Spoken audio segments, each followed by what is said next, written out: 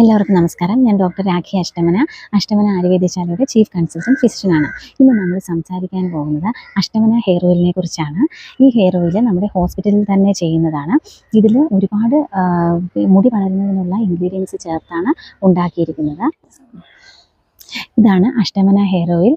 ഇത് സ്ത്രീകൾക്കും പുരുഷന്മാർക്കും ഹെയർ ഫോളിന് യൂസ് ചെയ്യാവുന്നതാണ്. ഇതിൽ ചേർത്തിരിക്കുന്നത് കയ്യോന്നി, നീലാമരി, കറ്റാർവാഴ, ബ്രഹ്മി, കുറുന്തോട്ടി, വള്ളിയൊഴിഞ്ഞ, നെല്ലിക്ക എന്നിവയാണ്. ഇത് മുടികൊഴിച്ചിലിന് വളരെ ഫലപ്രദമായിട്ടാണ് കണ്ടുവരുന്നത്.